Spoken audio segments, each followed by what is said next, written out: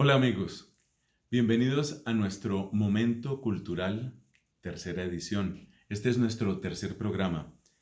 Estamos aprendiendo a descansar de una manera diferente. Estamos aprendiendo a descansar acercándonos a grandes tesoros de la sabiduría de la humanidad, y no estoy exagerando. Hemos tomado en nuestros dos anteriores programas la Apología de Sócrates. Esta es una obra escrita por su discípulo, el gran filósofo Platón. Y lo que presenta la Apología de Sócrates es algo así como los últimos momentos de la vida de este gran filósofo Sócrates. Sócrates llegó a volverse un personaje muy incómodo, es lo que hemos visto en nuestros anteriores programas. Un personaje muy incómodo porque su estilo de relacionarse con la gente es a base de preguntas y muchas veces de cuestionamientos. Su gran inquietud es la virtud. Le hemos escuchado decir, por ejemplo, en el programa pasado, le hemos escuchado decir que de nada valen las riquezas si no hay virtud en el alma. Pero además, a medida que Sócrates se defiende ante los jueces de la ciudad de Atenas, a medida que él se defiende, cada vez tiene que acercarse más a la realidad de su propia vida, de sus propias opciones. Y esto es algo que le da un tono autobiográfico y a la vez dramático a la obra que estamos siguiendo. Recordemos, la obra se llama Apología de Sócrates. En el pasaje que vamos a encontrar ahora, este acento autobiográfico va a ir mucho más. Porque lo que Sócrates nos va a mostrar es que él ha tratado de llevar una vida coherente, una vida en coherencia con aquello que él entiende que es lo realmente importante en la vida. Por consiguiente, ha encontrado tropiezos y dificultades y quiere tomar como única defensa la verdad, lo que es cierto, lo que es verdadero. Renuncia a utilizar otro tipo de recursos, por ejemplo, recursos puramente emocionales, como la compasión al presentar su familia o cosas de estas. Estemos atentos a la lectura y nos vamos a dar cuenta cómo en el desarrollo de su pensamiento, Sócrates nos está mostrando ideales que van mucho más allá de la Grecia de ese tiempo y que ciertamente siguen golpeando a la puerta de nuestro corazón. Oíd lo que a mí mismo me ha sucedido, para que así conozcáis cuán incapaz soy de someterme a nadie, yendo contra lo que es justo, por temor a la muerte. Y cómo, no cediendo nunca, es imposible que deje yo de ser víctima de la injusticia. Os referiré cosas poco agradables, mucho más en boca de un hombre que tiene que hacer su apología, pero que son muy verdaderas. Ya sabéis, atenienses, que jamás he desempeñado ninguna magistratura y que tan solo he sido senador. La tribu antioquida, a la que pertenezco, estaba en turno en el Pritaneo, cuando, contra toda ley, os empeñasteis en procesar bajo un contesto a los 10 generales que no habían enterrado los cuerpos de los ciudadanos muertos en el combate naval de las Arginusas. Injusticia que reconocéis y de la que os arrepentisteis después. Entonces, yo fui el único senador que se atrevió a oponerse a vosotros para impedir esta violación de las leyes. Protesté contra vuestro decreto y a pesar de los oradores que se preparaban para denunciarme, a pesar de vuestras amenazas y vuestros gritos, quise más correr este peligro con la ley y la justicia que consentir con vosotros en tan insigne iniquidad, sin que me arredraran ni las cadenas ni la muerte. Esto acaeció cuando la ciudad era gobernada por el pueblo, pero después se estableció la oligarquía, habiéndonos mandado los 30 tiranos a otros 4 y a mí, a Tolos, nos dieron la orden de conducir desde Salamina a León el Salaminiano para hacerlo morir, porque daban estas órdenes a muchas personas para comprometer el mayor número de ciudadanos posible en sus iniquidades. Y entonces yo hice ver, no con palabras, sino con hechos, que la muerte, a mis ojos, era nada, permítaseme esta expresión, y que mi único cuidado consistía en no cometer impiedades e injusticias. Todo el poder de estos 30 tiranos, por terrible que fuese, no me intimidó, ni fue bastante para que me manchara con tan impía iniquidad. Cuando salimos de Tolos, los otros 4 fueron a Salamina y condujeron aquí a León, y yo me retiré a mi casa, y no hay que dudar que mi muerte hubiera seguido a mi desobediencia si en aquel momento no se hubiera verificado la abolición de aquel gobierno. Existe un gran número de ciudadanos que puede testimoniar de mi veracidad. ¿Creéis que hubiera yo vivido tantos años si me hubiera mezclado en los negocios de la República y como hombre de bien hubiera combatido toda clase de intereses bastardos para dedicarme exclusivamente a defender la justicia? Esperanza vana, atenienses. Ni yo ni ningún otro hubiera podido hacerlo. Pero la única cosa que me he propuesto toda mi vida, en público y en particular, es no ceder ante nadie, sea quien fuere, contra la justicia, ni ante esos mismos tiranos que mis calumniadores quieren convertir en mis discípulos.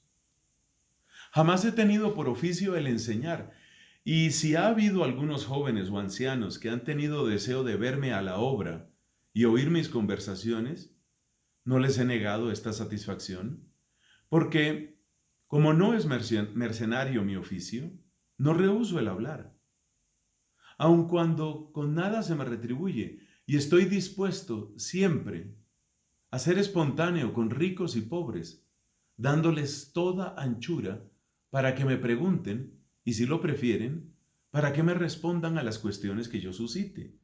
Y si entre ellos hay algunos que se han hecho hombres de bien o pícaros, no hay que alabarme ni reprenderme por ello, porque no soy yo la causa, puesto que jamás he prometido enseñarles nada, y de hecho nada les he enseñado.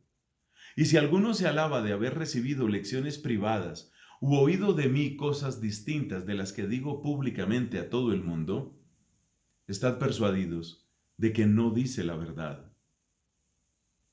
Ya sabéis, atenienses, por qué la mayor parte de las gentes gustan escucharme y conversar detenidamente conmigo. Os he dicho la verdad pura, y es porque tienen singular placer en combatir con gentes que se tienen por sabias y que no lo son, combates que no son desagradables para los que los dirigen. Como os dije antes, es el Dios mismo el que me ha dado esta orden por medio de oráculos, por sueños y por todos los demás medios de que la divinidad puede valerse para hacer saber a los hombres su voluntad. Si lo que digo no fuese cierto, os sería fácil convencerme de ello, porque si yo corrompía a los jóvenes, y de hecho estuviesen ya corrompidos, sería preciso que los más avanzados en edad y que saben en conciencia que les he dado perniciosos consejos en su juventud, se levantasen contra mí y me hiciesen castigar. Y si no querían hacerlo, sería un deber en sus parientes, como sus padres, sus hermanos, sus tíos, venir a pedir venganza contra el corruptor de sus hijos, de sus sobrinos, de sus hermanos. Veo muchos que están presentes, como Critón, que es de mi pueblo y de mi edad, padre de Critóbulo, que aquí se halla, Lisanias de Esfetios, padre de Esquines, también aquí presente, Antifón, también del pueblo de Cefisa, y padre de Epigenes, y muchos otros, cuyos hermanos han estado en relación conmigo, como Nicóstrates, hijo de Sotidas y hermano de Teodoto, que ha muerto y que por lo tanto no tiene necesidad del socorro de su hermano. Veo también a Parales, hijo de Demodoco y hermano de Teages, a Dimanto, hijo de Aristón, con su hermano Platón, que tenéis delante, Artodoro, hermano de Apolodoro, y muchos más, entre los cuales está obligado Melito a tomar por lo menos uno o dos. para testigos de su causa. Si no ha pensado en ello, aún es tiempo. Yo le permito hacerlo. Que diga, pues, si puede. Pero no puede, atenienses. Veréis que todos estos están dispuestos a defenderme, a mí, que he corrompido y perdido enteramente a sus hijos y hermanos, si hemos de creer a Melito y a Anito. No quiero hacer valer la protección de los que he corrompido, porque podrían tener sus razones para defenderme, pero sus padres, que no he seducido y que tienen ya cierta edad, ¿qué otra razón pueden tener para protegerme, más que mi derecho y mi inocencia? ¿No saben que Melito es un hombre engañoso y que yo no digo más que la verdad? He aquí, atenienses, las razones de que puedo valerme para mi defensa. Las demás que paso en silencio son de la misma naturaleza. Pero quizá habrá alguno entre vosotros que, acordándose de haber estado en el puesto en que yo me hallo, se irritará contra mí, porque peligros mucho menores los ha conjurado, suplicando a sus jueces con lágrimas, y para excitar más la compasión, haciendo venir aquí sus hijos, sus parientes y sus amigos, mientras que yo no he querido recurrir a semejante aparato, a pesar de las señales que se advierten de que corro el mayor de todos los peligros. Quizá presentándose a su espíritu esta diferencia, les agriará contra mí, y dando en tal situación su voto, le darán con indignación. Si hay alguno que abrigue estos sentimientos, lo que no creo, y solo lo digo en hipótesis, la excusa más racional de que puedo valerme con él es decirle: amigo mío, tengo también parientes, porque, para servirme de la expresión de Homero, yo no he salido de una encina o de una roca, sino que he nacido como los demás hombres.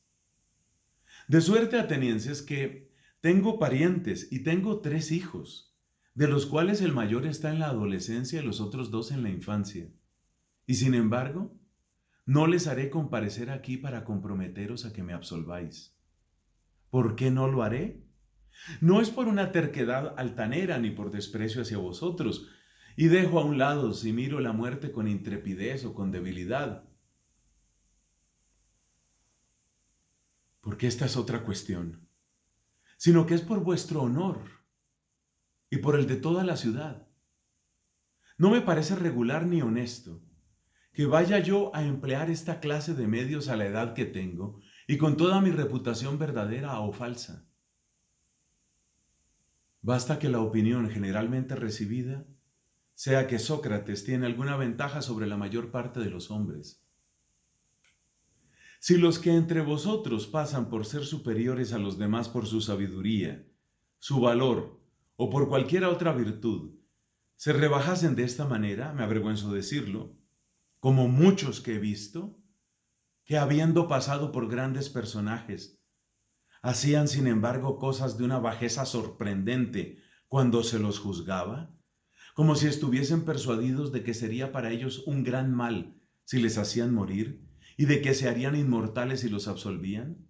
Repito que obrando así, harían la mayor afrenta a esta ciudad, porque darían lugar a que los extranjeros creyeran que los más virtuosos de entre los atenienses, preferidos para obtener los más altos honores y dignidades por elección de los demás, en nada se diferenciaban de miserables mujeres.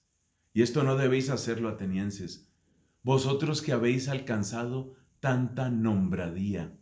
Y si quisiéramos hacerlo, estáis obligados a impedirlo y declarar que condenaréis más pronto a aquel que recurra a estas escenas trágicas para mover a compasión, poniendo en ridículo vuestra ciudad, que aquel que espere tranquilamente la sentencia que pronunciéis. Pero sin hablar de la opinión, atenienses, no me parece justo suplicar al juez ni hacerse absolver a fuerza de súplicas. Es preciso persuadirle y convencerle, porque el juez no está sentado en su silla para complacer violando la ley, sino para hacer justicia obedeciéndola.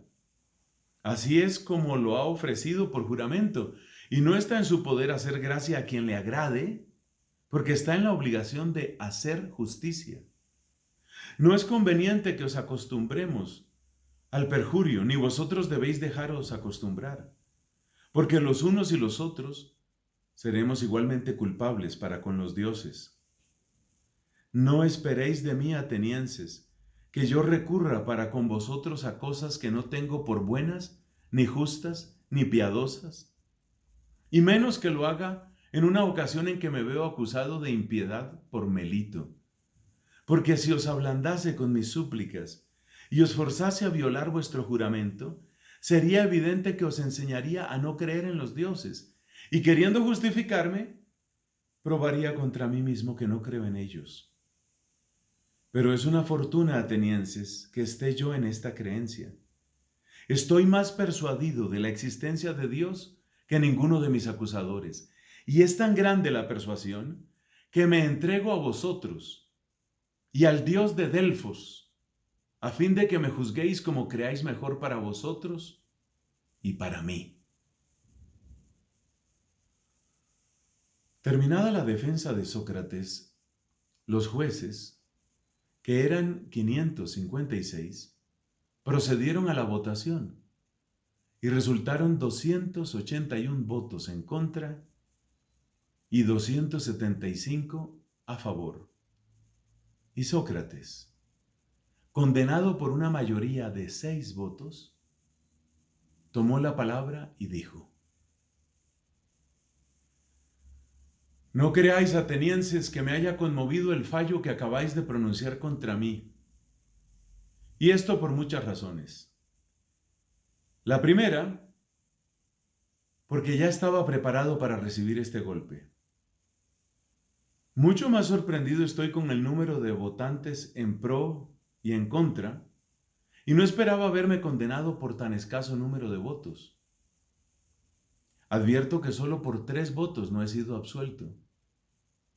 Ahora veo que me he librado de las manos de Melito, y no solo librado, sino que os consta a todos que si Anito y Licón no se hubieran levantado para acusarme, Melito hubiera pagado 6,000 dracmas por no haber obtenido la 1/5 parte de votos. Melito me juzga digno de muerte. En buena hora. Y yo, ¿de qué pena me juzgaré digno? Veréis claramente, atenienses, que yo no escojo más que lo que merezco. ¿Y cuál es? ¿A qué pena, a qué multa voy a condenarme por no haber callado las cosas buenas que aprendí durante toda mi vida? Por haber despreciado lo que los demás buscan con tanto afán, las riquezas, el cuidado de los negocios domésticos, los empleos y las dignidades. Por no haber entrado jamás en ninguna cábala ni en ninguna conjuración, prácticas bastante ordinarias en esta ciudad. Por ser conocido como hombre de bien, no queriendo conservar mi vida valiéndome de medios tan indignos.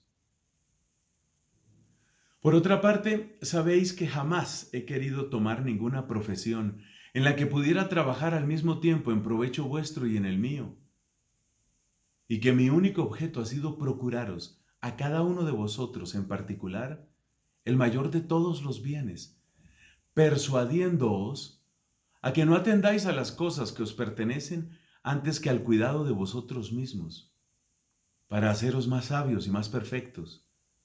Lo mismo que es preciso tener cuidado de la existencia de la República antes de pensar en las cosas que la pertenecen, y así de lo demás. Dicho esto, ¿de qué soy digno?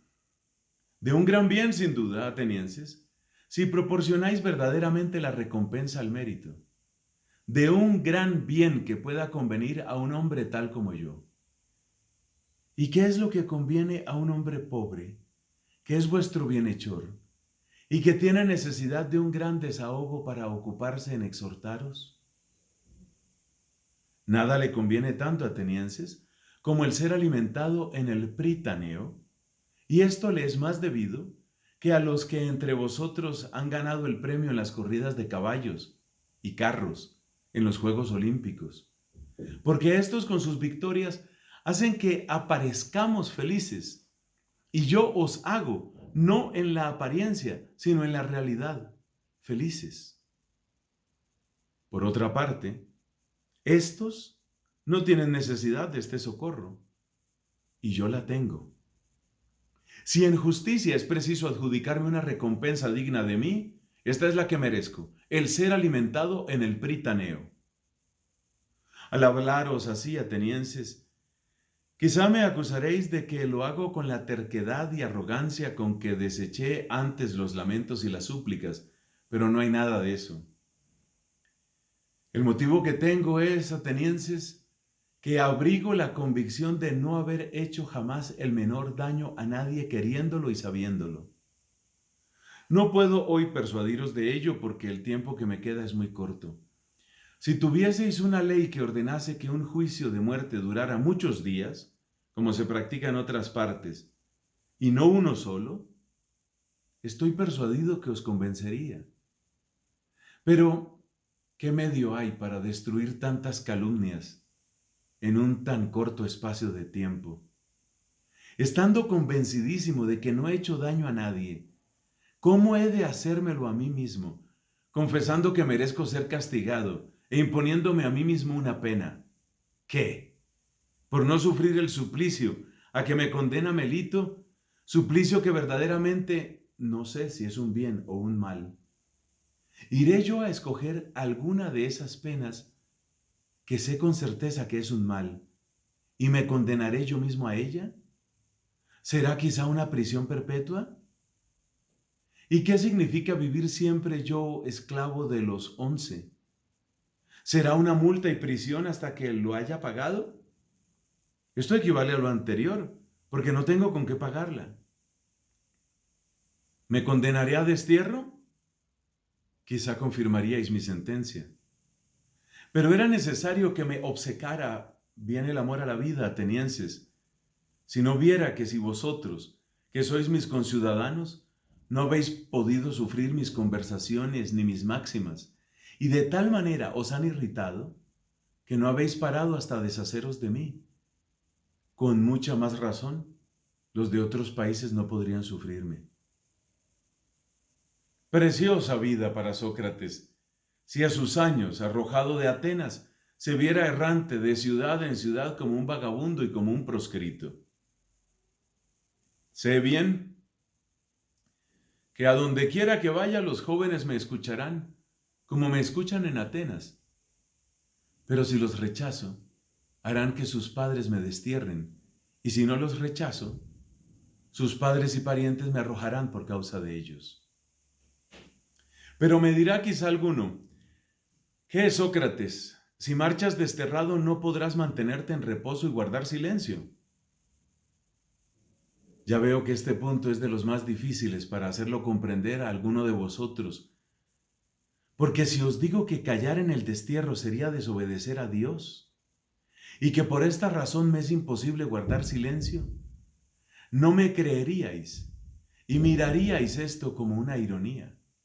Y si por otra parte os dijese que el mayor bien del hombre es hablar de la virtud todos los días de su vida y conversar sobre todas las demás cosas que han sido objeto de mis discursos, ya sea examinándome a mí mismo, ya examinando a los demás, porque una vida sin examen no es vida, aún me creeríais menos. Así es la verdad, atenienses, por más que se os resista a creerla. En fin, no estoy acostumbrado a juzgarme acreedor a ninguna pena. Verdaderamente, si fuese rico, me condenaría a una multa tal que pudiera pagarla, porque esto no me causaría ningún perjuicio. Pero no puedo, porque nada tengo. A menos que no queráis que la multa sea proporcionada a mi indigencia, y en este concepto podría extenderme hasta una mina de plata, y a esto es a lo que yo me condeno. Pero Platón, que está presente, Critón, Critóbulo y Apolodoro, quieren que me extienda hasta 30 minas, de que ellos responden, me condeno pues a 30 minas, y he aquí mis fiadores que ciertamente son de mucho abono. Habiéndose Sócrates condenado a sí mismo a la multa por obedecer a la ley, los jueces deliberaron y le condenaron a muerte. Y entonces Sócrates tomó la palabra y dijo: en verdad, atenienses, por demasiada impaciencia y precipitación, vais a cargar con un baldón y dar lugar a vuestros envidiosos enemigos a que acusen a la República de haber hecho morir a Sócrates, a este hombre sabio, porque para agravar vuestra vergonzosa situación, ellos me llamarán sabio, aunque no lo sea. En lugar de que, si hubieseis tenido un tanto de paciencia, mi muerte viniera de suyo, con lo que hubieseis conseguido vuestro objeto, porque ya veis que en la edad que tengo, estoy bien cerca de la muerte. No digo esto por todos los jueces, sino tan solo por los que me han condenado a muerte, y a ellos es a quienes me dirijo. ¿Creéis que yo hubiera sido condenado si no hubiera reparado en los medios para defenderme? ¿Creéis que me hubieran faltado palabras insinuantes y persuasivas? No son las palabras atenienses las que me han faltado. Es el no haberos dicho cosas que hubierais gustado mucho de oír. Hubiera sido para vosotros una gran satisfacción haberme visto lamentar, suspirar, llorar, suplicar y cometer todas las demás bajezas que estáis viendo todos los días en los acusados. Pero en medio del peligro, no he creído que debía rebajarme a un hecho tan cobarde y tan vergonzoso. Y después de vuestra sentencia, no me arrepiento de no haber cometido esta indignidad, porque quiero más morir después de haberme defendido como me he defendido, que vivir por haberme arrastrado ante vosotros. Ni en los tribunales de justicia, ni en medio de la guerra debe el hombre honrado salvar su vida por tales medios. Sucede muchas veces en los combates que se puede salvar la vida muy fácilmente, arrojando las armas y pidiendo cuartel al enemigo. Y lo mismo sucede en todos los demás peligros. Hay 1000 expedientes para evitar la muerte, cuando está uno en posición de poder decirlo todo o hacerlo todo. Ah, atenienses, no es lo difícil evitar la muerte. Lo es mucho más evitar la deshonra, que marcha más ligera que la muerte. Esta es la razón por la que, viejo y pesado como estoy, me he dejado llevar por la más pesada de las dos, la muerte, mientras que la más ligera, el crimen, está adherida a mis acusadores, que tienen vigor y ligereza. Yo voy a sufrir la muerte a la que me habéis condenado, pero ellos sufrirán la iniquidad y la infamia a que la verdad les condena. Con respecto a mí, me atengo a mi castigo y ellos se atendrán al suyo. En efecto, quizá las cosas han debido pasar así y en mi opinión no han podido pasar de mejor modo. Oh vosotros que me habéis condenado a muerte, quiero predeciros lo que os sucederá, porque me veo en aquellos momentos cuando la muerte se aproxima, en que los hombres son capaces de profetizar el porvenir. Os lo anuncio. Vosotros que me hacéis morir, vuestro castigo no tardará cuando yo haya muerto, y será, por Júpiter, más cruel que el que me imponéis. En deshaceros de mí solo habéis intentado descargaros del importuno peso de dar cuenta de vuestra vida. Pero sucederá todo lo contrario, yo os lo predigo. Se levantará contra vosotros y os reprenderá un gran número de personas que han estado contenidas por mi presencia, aunque vosotros no lo apercibíais. Pero después de mi muerte, serán tanto más importunos y difíciles de contener, cuanto que son más jóvenes. Y más os irritaréis vosotros, porque si creéis que basta matar a unos para impedir que otros os echen en cara que vivís mal, os engañáis. Esta manera de liberarse de sus censores ni es decente ni posible. La que es a la vez muy decente y muy fácil es no cerrar la boca a los hombres, sino hacerse mejor. Lo dicho basta para los que me han condenado y los entrego a sus propios remordimientos. Con respecto a los que me habéis absuelto con vuestros votos, atenienses, conversaré con vosotros con el mayor gusto mientras que los 11 estén ocupados y no se me conduzca al sitio donde deba morir. Concededme, os suplico, un momento de atención, porque nada impide que conversemos juntos, puesto que da tiempo. Quiero deciros como amigos una cosa que acaba de sucederme y explicaros lo que significa. Sí, jueces míos, y llamándoos así no me engaño en el nombre. Me ha sucedido hoy una cosa muy maravillosa. La voz divina de mi demonio familiar que me hacía advertencias tantas veces y que en las menores ocasiones no dejaba jamás de separarme de todo lo malo que iba a emprender, hoy que me sucede lo que veis y lo que la mayor parte de los hombres tienen por el mayor de todos los males, esta voz no me ha dicho nada, ni esta mañana cuando salí de casa, ni cuando he venido al tribunal, ni cuando he comenzado a hablaros. Sin embargo, me ha sucedido muchas veces que me ha interrumpido en medio de mis discursos y hoy a nada se ha opuesto, haya dicho o hecho yo lo que quisiera. ¿Qué puede significar esto? Voy a decíroslo. Es que hay trazas de que lo que me sucede es un gran bien y nos engañamos todos sin duda si creemos que la muerte es un mal. Una prueba evidente de ello es que si yo no hubiese de realizar hoy algún bien, el Dios no hubiera dejado de advertírmelo como acostumbra. Profundicemos un tanto la cuestión para hacer ver que es una esperanza muy profunda, la de que la muerte es un bien. Es preciso de dos cosas una. O la muerte es un absoluto anonadamiento y una privación de todo sentimiento, o, como se dice, es un tránsito del alma de un lugar a otro. Si es la privación de todo sentimiento, una dormida pacífica que no es turbada por ningún sueño, ¿qué mayor ventaja puede presentar la muerte?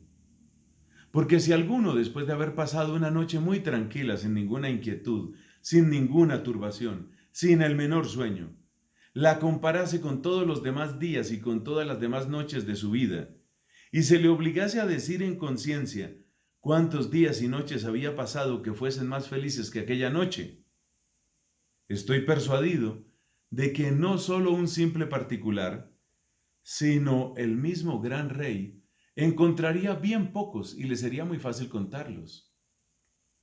Si la muerte es una cosa semejante, la llamo con razón un bien, porque entonces el tiempo todo entero no es más que una larga noche. Pero si la muerte es un tránsito de un lugar a otro, y si, según se dice, allá abajo está el paradero de todos los que han vivido, ¿qué mayor bien se puede imaginar, jueces míos?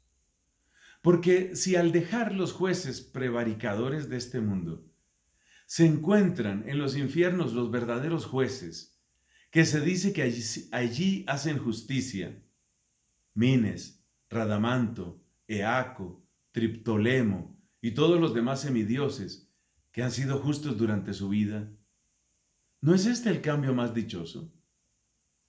¿A qué precio no compraríais la felicidad de conversar con Orfeo, Museo, Hesíodo y Homero? Para mí, si es esto verdad, moriría gustoso 1000 veces.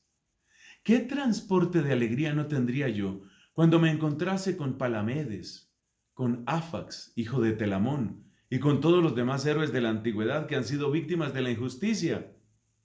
Qué placer el poder comparar mis aventuras con las suyas. Pero aún sería un placer infinitamente más grande para mí pasar allí los días interrogando y examinando a todos estos personajes para distinguir los que son verdaderamente sabios de los que creen serlo y no lo son. ¿Hay alguno, jueces míos, que no diese todo lo que tiene en el mundo por examinar al que condujo un numeroso ejército contra Troya, o Ulises, o Sísifo y tantos otros hombres y mujeres cuya conversación y examen serían una felicidad inexplicable? Estos no harían morir a nadie por este examen, porque además de que son más dichosos que nosotros en todas las cosas, gozan de la inmortalidad, si hemos de creer lo que se dice. Esta es la razón, jueces míos, para que nunca perdáis las esperanzas, aún después de la tumba, fundados en esta verdad, que no hay ningún mal para el hombre de bien, ni durante su vida ni después de su muerte, y que los dioses tienen siempre cuidado de cuanto tiene relación con él, porque lo que en este momento me sucede a mí no es obra del azar, y estoy convencido de que el mejor partido para mí es morir, desde luego, y libertarme así de todos los disgustos de esta vida. He aquí por qué la voz divina nada me ha dicho este día. No tengo ningún resentimiento contra mis acusadores ni contra los que me han condenado, aun cuando no haya sido su intención hacerme un bien, sino por el contrario hacerme un mal, lo que sería un motivo para quejarme de ellos. Pero solo una gracia tengo que pedirles. Cuando mis hijos sean mayores, os suplico, los hostiguéis, los atormentéis, como yo os he atormentado a vosotros, si veis que prefieren las riquezas a la virtud, y que se creen algo cuando no son nada. No dejéis de llevarlos a la vergüenza, si no se aplican a lo que deben aplicarse, y creen ser lo que no son, porque así es como yo he obrado con vosotros. Si me concedéis esta gracia, lo mismo yo que mis hijos no podremos menos de alabar vuestra justicia. Porque ya es tiempo de que nos retiremos de aquí, yo para morir, vosotros para vivir. Entre vosotros y yo, ¿quién lleva la mejor parte? Esto es lo que nadie sabe, excepto Dios. Aquí termina, mis amigos, la apología de Sócrates. Creo que los argumentos que presenta este gran hombre, a través de la pluma de su discípulo Platón, nos hacen reflexionar. ¿Qué es lo realmente valioso en la vida? ¿Y la muerte es un bien? Imposible no acordarse de tantos santos de nuestra fe cristiana y católica que precisamente miraron así a la muerte. Solo citaré a una, Santa Teresa de Jesús, que llegó a decir, es que muero porque no muero. Muchas gracias por estar en estos momentos culturales. En nuestro próximo programa vamos a acercarnos a otra obra también de Platón. Por ahora, dejemos la expectativa. Y como siempre, que Dios nos bendiga a todos. Feliz descanso y gracias por estar aquí.